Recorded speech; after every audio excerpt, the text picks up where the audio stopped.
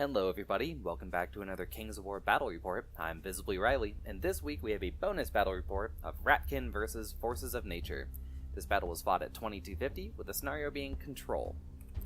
First we see my opponent's Forces of Nature list. We start off with 2 hordes of elementals, 1 fire, 1 water. Then we have 2 regiments of shamblers, a druid with Aura of Heroism, a tree herder, 2 winged unicorns, both with Lightning Bolt 5, and then 2 beasts of nature, both with Lightning Bolt 6, fly, vicious, and 7 attacks. Following that, we have his herd allies, which consisted of a horde of lycans and a centaur chief with bow. As always, I'm missing a few points here, in this case 20, but this is all the units in his army. As for my thoughts on the list, I'm actually a pretty big fan of it. I really like elite Forces of Nature lists. I think that there's a lot of ways to build the army, and this is a pretty, at least a unique one to me. I have not seen a lot of lists focused like this. The only thing I would change is I don't like the horde of fire elementals. I think that those should be earth elementals. And then whatever 20-point item he has in this list, I would probably swap that for Bane Chant on the druid, and then put Aura of Heroism on the tree herder, or maybe one of the unicorns. Just because I think that's a better use of the points. Maybe Aura of Heroism can stay on the druid, but anyway, I think that the big thing is that fire elementals just aren't as important as having a Def 6 horde of elementals. That way he has the tree herder at Def 6 and another horde at Def 6. That's very hard to budge.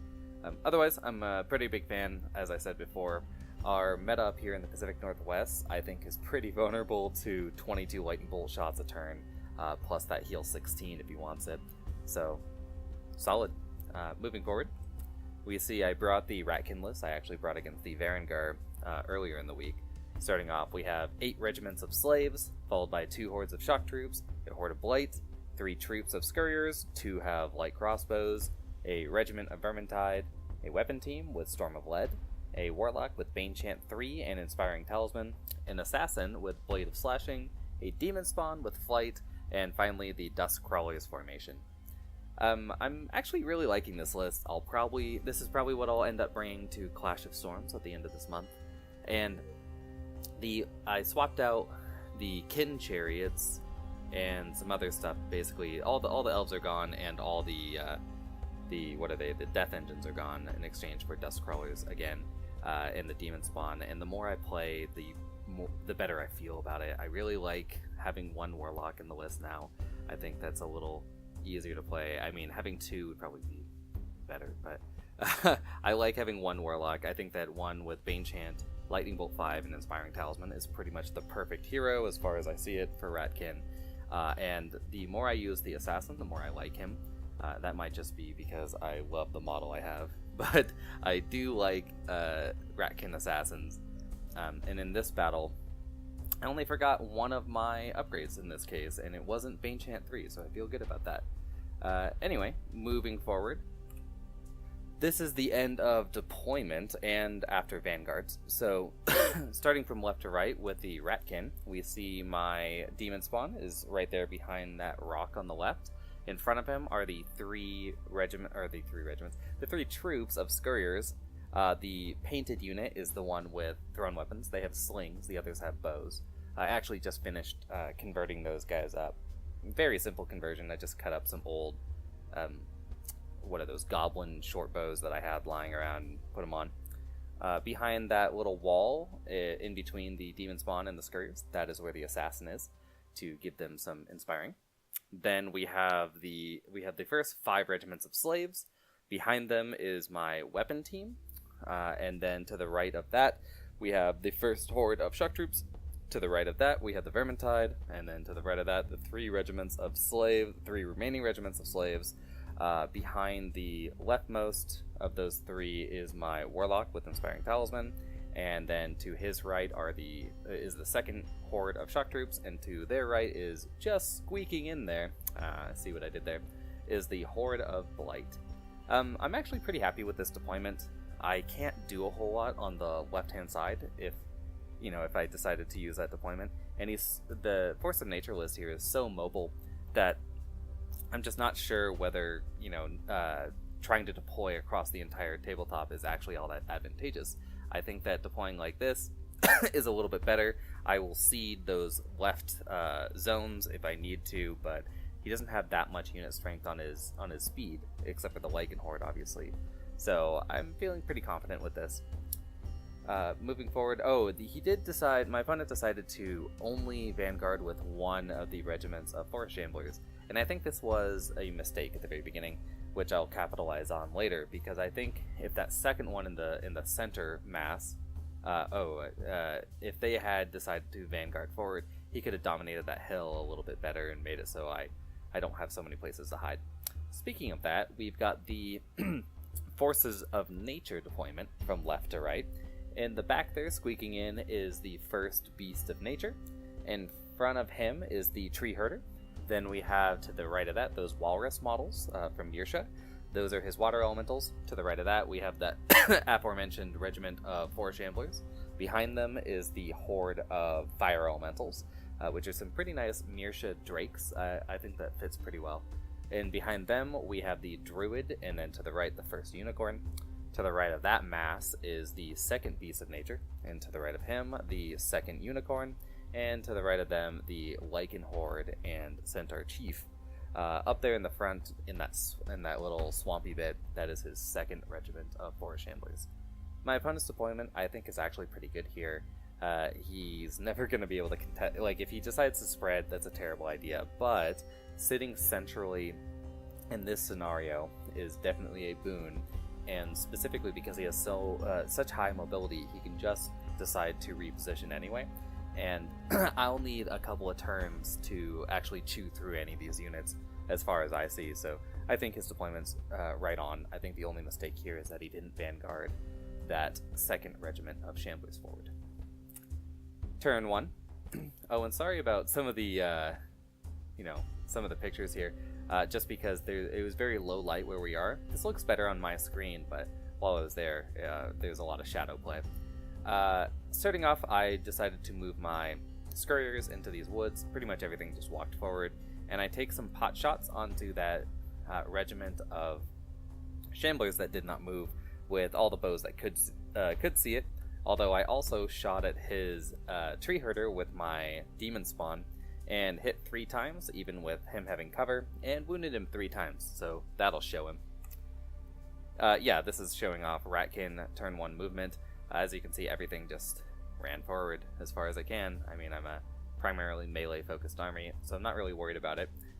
Also, I wanted to tempt him into getting some charges. That swamp on the right is very advantageous to him, because he has all this Pathfinder, and I do not. And so I'll be taking hindered charges, but I'm honestly not worried about taking a hindered charge, because unless it's that horde of Lycans, I can probably blow through a regiment of Shamblers, the Beast of Nature, probably not the Beast of Nature, but definitely a Unicorn if he decides to plant it there, with either my horde of Shock Troops or the horde of Blight, presuming I also get Banechant on them. So I'm not really worried about it.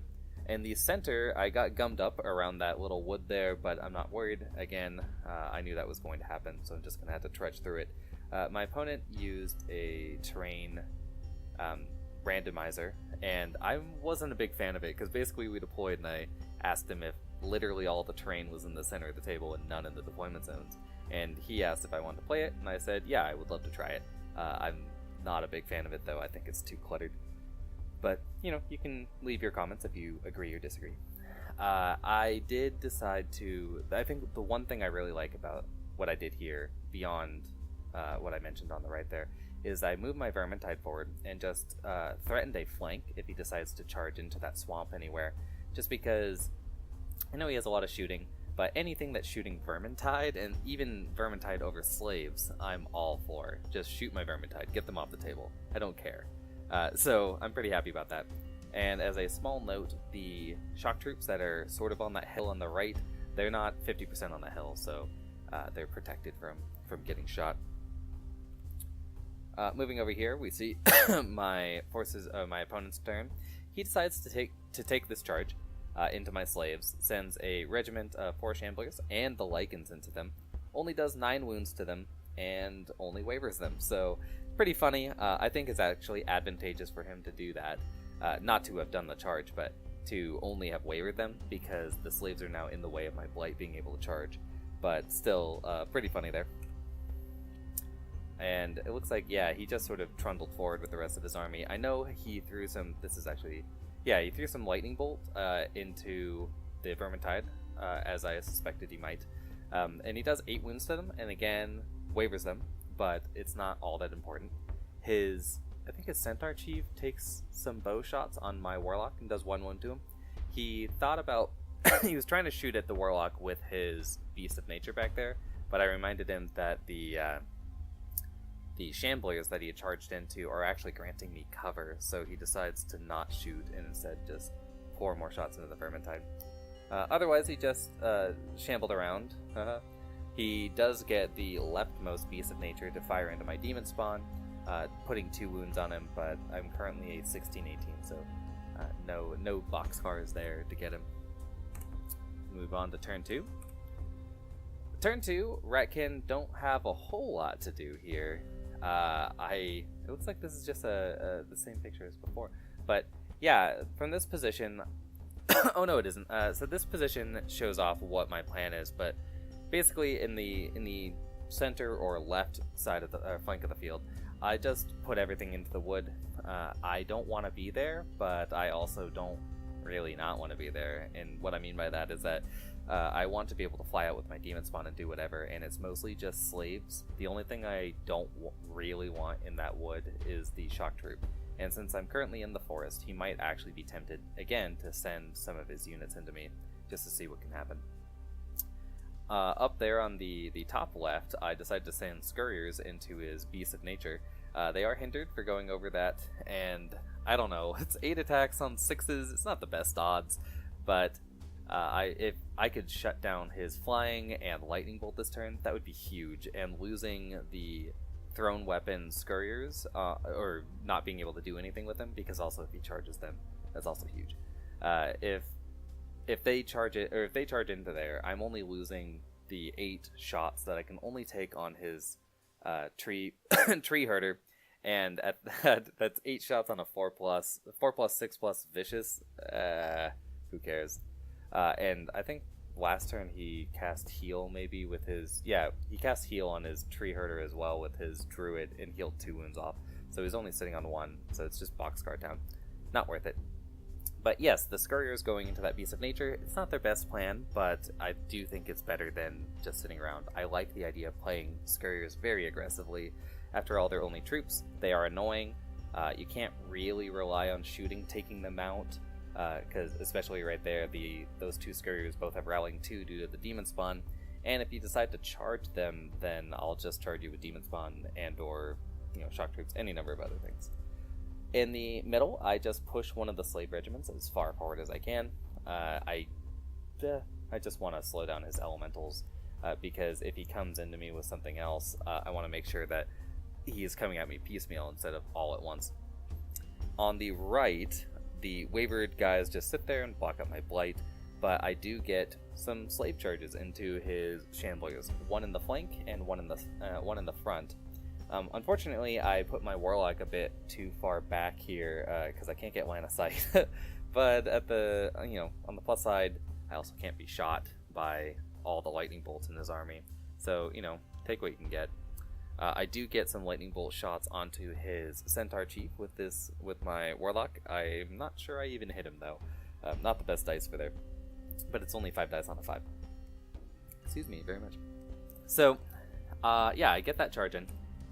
And yeah, I bounce right off. Slaves are not the best combatants, but this was still 45 attacks, although I believe 15 of them were hindered, so only on 6s. But still, 6 wins, it's okay. 5s and 5s and 6s and 5s. But I don't roll that hot 8 I needed, which would have been great. Oh my gosh, because he doesn't have his inspiring close enough to get these guys, and being able to turn around, this would have been rough. But I do, I sit there. Moving over here, yeah, these Scurriers do 1 wound to the Beast of Nature, so exactly what I wanted. I mean, obviously, what I would have dreamed of is, all 8 wounds and then getting that waver or dead, but getting 1 is exactly what I wanted here. So, all praise to Scurriers. I believe the bow Scurriers shot at the water elementals this turn, as they didn't have really anything else to shoot at that didn't at least have cover. So yeah, I shot into the water elementals, I did a couple wounds, and my demon spawn fired a lightning bolt into his druid to try to just start plinking damage onto him. And I do 1, I believe. Not enough to push anything, but still good. I think everything on his side of the table has 1 wound over here. Yeah, it all does. All 4 of those say 1. So that's funny. So this is the beginning of Forces of Nature turn 2. My opponent is, I'm not sure what he's measuring here right now, because that Centaur Chief can't charge through my unit, so who knows. But speaking of charges, he does take the counter charge and the other Shamblers. Both the units of Shamblers go into that most forward slave unit that's not on the hill. Just because he's got a flank charge with one of them, and he just wants to make sure they're gone. So yeah, he goes in there with those 2. And then otherwise, he sends, I believe, the fire elementals and maybe the water elementals. Definitely the fire elementals go into these slaves on the hill, trying to take them down. I think a unicorn joins with, and then the the beast of nature, the beast of nature on the left there that got wounded by the scurriers obviously goes into the scurriers. That should be some dead guys, but they did what I wanted them to do. And then his tree herder, I believe, goes into one of my slave regiments. Yeah, here we see the end of Force of Nature turn 2. Starting on the right, his 4 shamblers roll right through my slaves, as do the lichens and little centaur chief. Actually, I don't think the centaur charged. I think he just backed up. Yeah, his lichens, he makes a bit of a mistake here, where his lichens decide to back up so that my charge will be hindered. But they back up 3, and if basically they didn't back up 1, he's exposed his centaur chief to be charged by the blight, and that's just that's not great. That overrun, even hindered, it's still 30 attacks that I can Bane Chant up. In the center, the slaves that were on the hill, yes, he did charge in a unicorn along with his fire elementals and just obliterates them. That's no surprise. The Beast of Nature and other unicorn, I believe, shoot at my wayward Vermintide, killing them off. And then the water elementals kill their slaves and are staring down the shock troops, while the tree herder doesn't actually kill his slaves and just bounces off. I don't even think he wavers them. The Beast of Nature behind that wall, yeah, he kills off those scurriers. They're gone. Then the next turn, I think I send more scurriers over there, but we'll see. Turn 3. I do not. So this is turn 3 for Ratkin. I actually like this picture. It's very Tetris-y. So I send my assassin on the left into his Beast of Nature. And again, I am hindered, but 4 pluses with 1 reroll. So it should be pretty good. I'm just, again, hoping to get 1 wound on him to turn off his flight. And against the tree herder, I just send all the slaves. All the slaves go into him. I get 1 counter charge from one of the slave regiments. I get 1 hinder charge from another slave regiment in the front, and I get a slave regiment in the side. So that's not great for that tree herder. Although that's a ton of attacks on 5s and 6s that then need 6s to wound, so it's probably fine.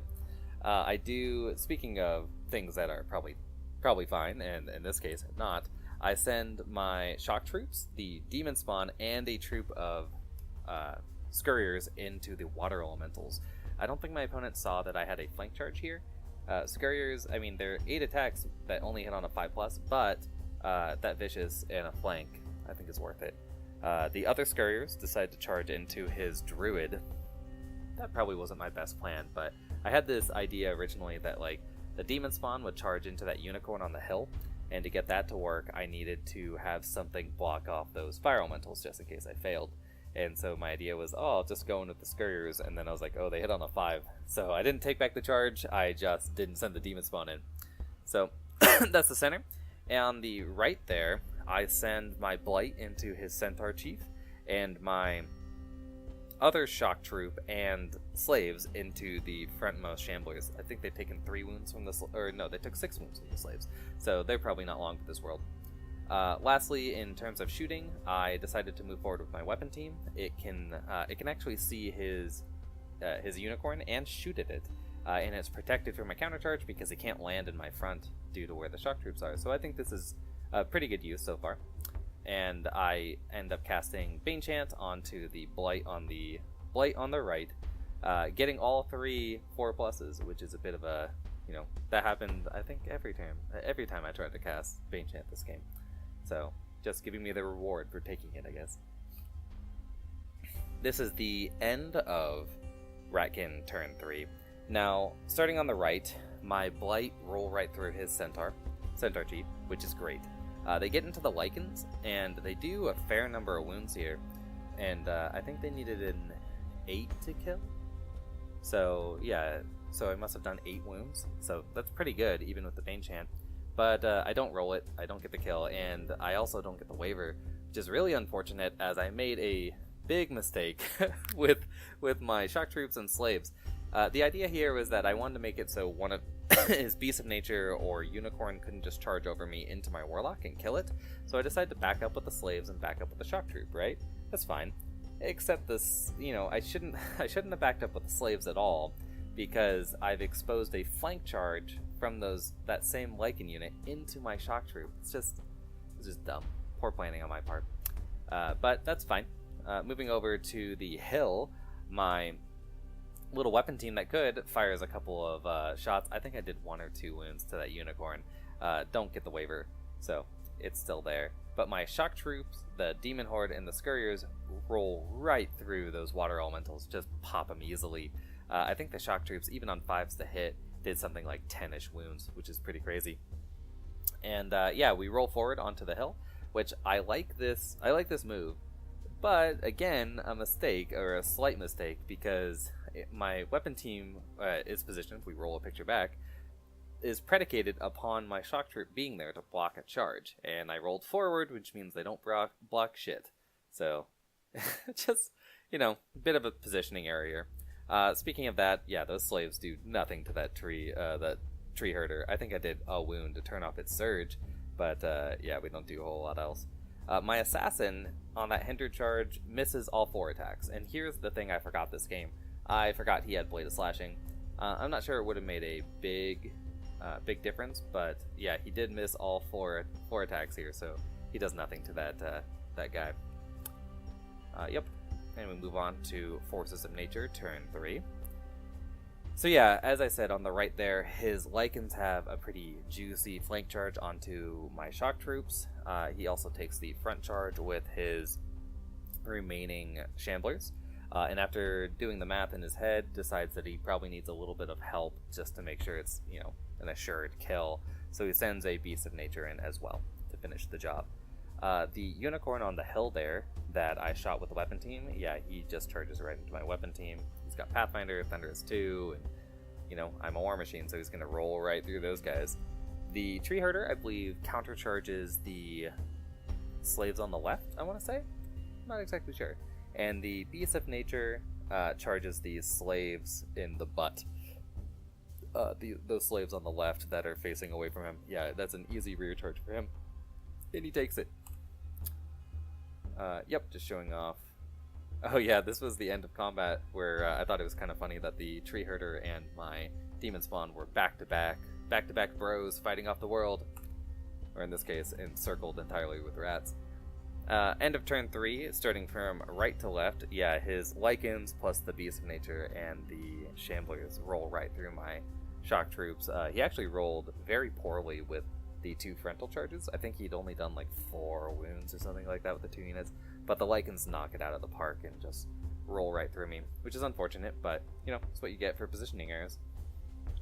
He repositions the Lycans to take the charge, likely thinking that he'll die, but blocking my charge onto either his Beast or his Shambler so he can face towards the battle.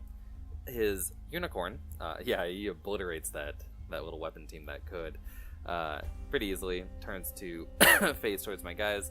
I can't get the slaves in the wood that are right by the Tree Herder and the Unicorn into the Unicorn because he's actually flush with his Tree Herder, and I can't fit between the two. There's not enough space. So he's protecting himself from a charge there.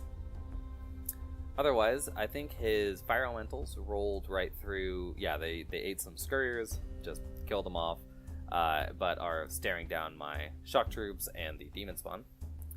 And then his Beast of Nature. No, it looks like his Beast of Nature charged my Assassin. I'm sorry. He doesn't kill it though. He does waver it. So take that. Turn 4. Ratkin turn 4, I decide to not move my assassin at all on the left. It doesn't really matter where he goes. Looks like he took 4 wounds. I do send all the slaves back into the tree herder, because that tree herder is just sort of wounding my units bit by bit. But he's not getting any waivers or breaks, so we'll take it. It looks like I'm sorry, I misspoke last turn when I said the Beast of Nature charged into the rear of the slaves. Again, he charged into my assassin. So, I again send some scurriers into the druid. I think I just wanted them out of the way, but I'm gonna say I wanted them out of the way because that's not a good charge. Gotta stop charging with these guys unless I need to. I do send the demon spawn and the shock troops right into the fire elementals. It's not an easy kill, but it's a pretty good combat there, and I do need to kill them because those shamblers and another beast of nature and a unicorn, everything's staring at the butt of my very powerful units, so I do need to drop them this turn. On the right, the Lycans take the Blight and a regiment of slaves into them, and that's about it for charges. Yep, just showing off. I think this is just another picture a little bit closer to the battle so you can see things a bit clearer. And here we see the end of combat turn 4. My Blight and slaves roll right through those Lycans, thankfully. I think those slaves even did a wound or 2 on 6s and 4s, so good job, slaves. The demon spawn and my shock troops thankfully pop those fire elementals. So good. And I find a sweet spot where he can't charge me with the bottommost unicorn. The top unicorn, the 4 shamblers, and the beast of nature on the right there can only charge into my front, and the beast of nature over there fighting with my assassin can't see any of those units due to that little cottage. So, yeah, just very fortuitous for my shock troops, or pure skill. All planned, guys. My scurriers, yeah, I don't even think they wound that druid this turn. They do nothing. And all the slaves' horses and all the slaves' men cannot put a wound on that stupid tree herder. Actually, that's not true. I think I put like 6 wounds on him. It's just that he's like an 1820 or something. So, happens. That's what slaves do. Yeah, just showing off that reposition. The fire elementals, when they charged into me, had done 4 wounds to my horde of shock troops, but do not waver them, obviously. And yeah, just showing off that. This is the start of turn 4 for the Beast of Nature. My opponent decides to take the, this is the turn where the Beast of Nature fighting the assassin charges into the rear of slaves instead, because he decides he needs to start getting rid of this unit strength, and I agree. The unicorn and tree herder decide to charge that unit with 4 wounds in the woods. The unicorn's actually facing towards them, but all those wings and branches don't work well together. If we roll a picture back, or another picture back, that rightmost beast of nature can see my demon spawn, and I left, in finding that sweet spot with the shock troops, I left just enough room for him to land against my demon spawn. And again, I think the scurriers, I think I messed up with the scurriers here. I think that they should be trying to fill that gap, but I'm not quite used to this army just yet. So yeah, the Beast of Nature there charges into my demon spawn, and otherwise I think, yeah, he's just moving around. Oh, the shamblers try to go into my shock troops, slowing them down, and I think that's an okay idea, although he could have just probably backed away, although I've got the blight over there. Yeah, it's fine, yeah. And here is the end of his combats. The tree herder and unicorn easily kill off my slaves and, threaten the other guys to flank charge him. It's not really going to matter. His beast of nature kill off the slaves they charge in the butt. Yeah, again, easy money. And the shamblers put 5 wounds onto my shock troops, but they do not break. I think the unicorn tried to lightning bolt the unicorn in the back there decided to heal the tree herder instead of trying to lightning bolt my scurriers, because they have stealth in this formation, so why bother? The Beast of Nature fighting my my demon spawn, I think does 4-ish wounds, but with that 16-18, I do not break, I do not waver, I stare him down, and we move forward to turn 5. Turn 5, yeah, actually, if we look at this clock, look at that, turn 5, 8:23 and 3:16 left. We are really running out of clock here. So turn 5, I decide to send my Oh no, he did 2 wounds. I'm sorry, to the demon spawn. He was just sitting on 4. So yeah, he did 2 wounds to my demon spawn. My demon spawn decides to countercharge his Beast of Nature, because I don't have a whole lot else to do. I countercharge with my shock troops into his shamblers on the hill, which are currently invisible. I move forward with my blight and slaves that were off on the right with the warlock, which you can see his rocket just poking through on the right there a little bit. And otherwise, yeah, I think the slaves take that flank charge into the tree herder. Not that it'll do much good. My assassin takes the charge again into his Beast of Nature. I really want to turn off his flight this turn. Actually, what I really want is, of course, to waver him or kill, because my demon spawn's in a lot of danger, and if he survives, then I think I have this game in the bag. He'll have to devote too many resources to kill it off, and he can't do that, and the shock troops, and the blight, right? I send the Scurriers again into combat because I can't stop now. I charge into his unicorn. I don't hate this charge though. It's 8 5+5 with vicious. Just getting 1 through will turn off his heal, which I really want to turn off this turn, and his flight, of course. I don't care if he charges into my Scurriers; it doesn't matter. And that's about it. So in combat, I decide to try to take out or try to resolve as many combats before the demon spawn as possible. So I roll my assassin into his Beast of Nature, and again, miss all 4 attacks, so, you know, that blade of slashing would have been helpful to remember.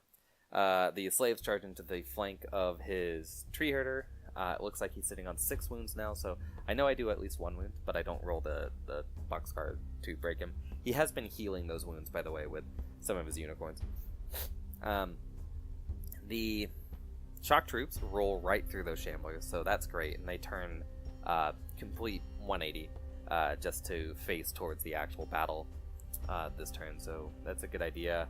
My Scurriers actually do land a wound on that unicorn, so I feel good about that.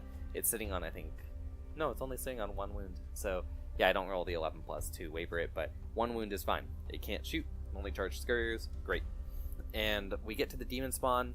That Beast of Nature is sitting on 0 wounds, I want to say. 0 or maybe 1 wound. And the demon spawn decides this turn. He doesn't roll terribly to hit, but he does miss with 5 of his 5 of his attacks, 5 of his 13 attacks, which is fine, but I really need him to roll out the box this turn to really cement my victory. But he doesn't even manage to waver this Beast of Nature, so pretty unfortunate there. Probably spells the doom of him. Move on to turn 6. I believe I missed a turn. Sorry. What happens here is, on my opponent's turn, let's roll back to this picture, he charges in with his Beast of Nature, and both Beasts of Nature into my... Nope, I'm sorry, I did waver that Beast of Nature, so at least I did that. But that Beast of Nature my assassin failed to damage, gets an easy flank charge onto my demon spawn, which is all he needs. He blows right through them, and then he sends that unicorn in the woods down south to try to block, to try to hide behind the woods, because he needs unit strength over there. That's the primary objective. And the tree herder decides to go into my slaves to try to kill them off, and otherwise he's just staring me down, and he easily kills off my demon spawn with that flank charge. I mean, that's not that unlikely. He was only sitting on a 17-19, so he's sitting on 4 wounds. Yeah, not great.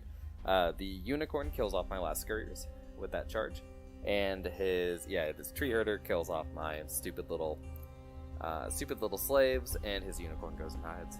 Turn 6, and we are really running out of time now. Oof.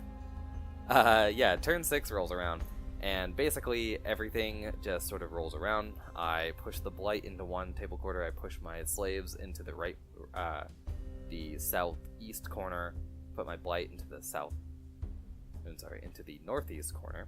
My shock troops, it looks like I misspoke, and the tree herder also went into my demon spawn and helped kill him off. I send the shock troops into his tree herder to try to finish it off, and my assassin tries to help, I guess. And I'm all over the place today. Sorry, the shock troops go into what was a wavered Beast of Nature to finish it off. It had turned to face towards me. My assassin goes into the other beast of nature because it's actually taken 4 or 5 wounds at this point, and I could kill it. I mean, I've got 4 attacks on 3s and 4s with vicious. Seems fine. I tell my opponent that when we're placing that unicorn behind the woods, he basically can either eat a lightning bolt or eat the assassin charge, and he opts to eat the lightning bolt. I think that's the correct decision, as he will have cover due to that forest. So I fire off a lightning bolt at that unicorn. I do a wound to it, but I don't get the waiver or the kill, so unfortunate there. My slaves just roll deeper into the woods to contest his unicorn. I think if as long as I turn off his Beast of Nature's flight, he can't actually get to me, as that unicorn in the back there can't see them.